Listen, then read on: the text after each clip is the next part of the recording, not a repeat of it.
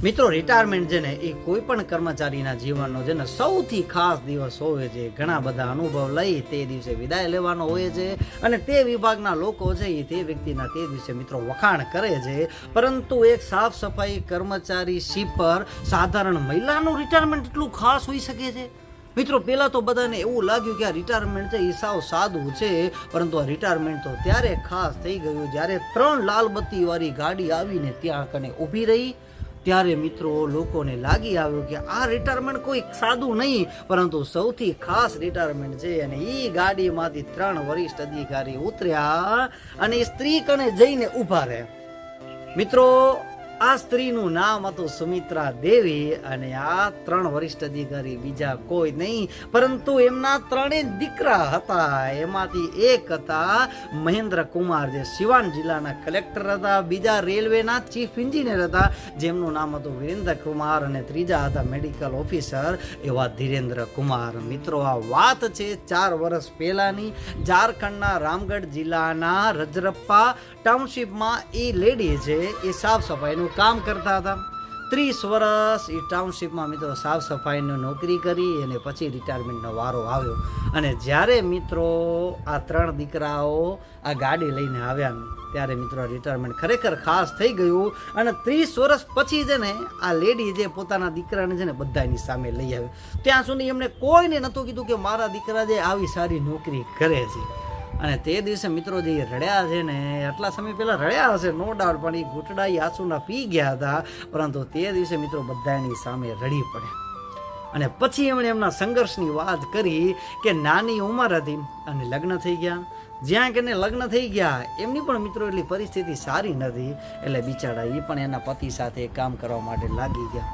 જ્યારે છોકરાને ભણવા જતા જોતા ને ત્યારે એમનો જીવ ભરતો કે યાર કાશ હું પણ ભણી શકી હોત. તો એમને એટલું ભણવું હતું કે હું મારી સહી તો કરી શકું, પરંતુ મિત્રો કહેવાના કુદરતને મંજૂર નહોતું. અને એક પછી મિત્રો 3 દીકરા થયા અને થોડાક સમય પછી જે પતિની ડેથ થઈ ગઈ.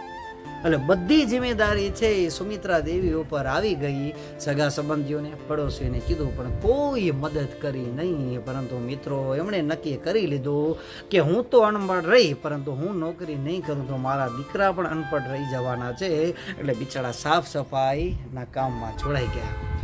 અને મિત્રો પરિસ્થિતિ એટલી સારી હતી નહીં, એટલે દીકરાને બિચારાને શું સારું ખરાવે સુખો રૂખો કરાવી દેતા. યુનિફોર્મ લેવાના પૈસાની સરકારી સ્કૂલમાં દીકરા ભણતા. પરંતુ મિત્રો દીકરા છે ને એની માતાની પરિસ્થિતિથી વાકેફ હતા, એટલે દિલ લગાડીને ભણતા. અને જ્યારે રિઝલ્ટ આવતો ને ત્યારે એમની માતાની આંખો છે ને તે જોઈને ઠરી જતી, કારણ કે એમના દીકરા ભણવામાં એટલા હોશિયાર હતા. પરંતુ મિત્રો માણસો છે ને એ તાના મારવામાંથી ક્યારે ન ચૂકે. એમની માતાને જેને જેમ ને તેમ બોલતા અને અપમાનજનક વાતો કરતા ને કહેતા ભાઈ આ સફાઈ કર્મચારીના દીકરા છે શું ભણી લેવાના છે, આગળ તો એમને કામ તો સફાઈનું જ કરવાનું છે ને. પરંતુ મિત્રો એ અપમાનના ઘૂંટડા પી જતા અને છોકરા પણ સાંભળી લેતા, કારણ કે એમને ખબર હતી કે અમારી પરિસ્થિતિ સુધરશે ને તો ભણવામાંથી સુધરશે. અને બિચારા પોતાના માતાના કામમાં હાથ બળાવતા. અને બીજા 2 નાના ભાઈ હતા, એમને ખબર પડી કે મારો મોટો ભાઈ એટલો ભણવામાં ધ્યાન દે છે, એટલે મારે પણ ભણવામાં ધ્યાન દેવાનું છે. મિત્રો બિચારા ઘરમાં લાઇટ નહીં, એટલે મિત્રો બારે સ્ટ્રીટ લાઇટમાં ભણતા, ક્યાંક 4 રસ્તા ઉપર ભણી લેતા, મિત્રો ના ઘરે જઈને ભણી લેતા. અને એમના માતા છે ને ક્યારે એમની સાથે સ્કૂલમાં ગયા જ નહીં, કારણ કે એમના જે મિત્રો છે એ એમને સંભળાવે તો કે આ તો સફાઈ કર્મચારીના છોકરા છે. એટલે બિચારા એમની માતા એમને ક્યારે સ્કૂલમાં પણ મૂકવા ગયા નહોતા.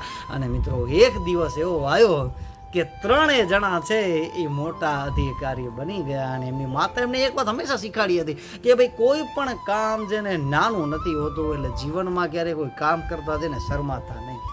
આમ ભણતા ગયા, કામ કરતા ગયા અને પોતાની જિંદગી મિત્રો બદલી નાખી. અને એમણે સાબિત કરી દીધું કે ભાઈ સફાઈ કર્મચારીના છોકરા છે ને એ પણ મોટા ઓફિસર બની શકે છે.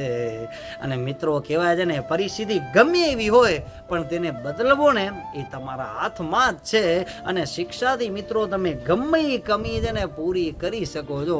પછી સોચની, ઇજ્જતની હોય, પૈસાની હોય કે પછી બદલાવ લાવવાની હોય. એટલે મિત્રો આશા રાખી છે કે હવે તમે જ્યારે સુમિત્રા દેવી જેવા સાફ સફાઈ કર્મચારીને જોવો ને ત્યારે એને સન્માનની નજરથી જોશો.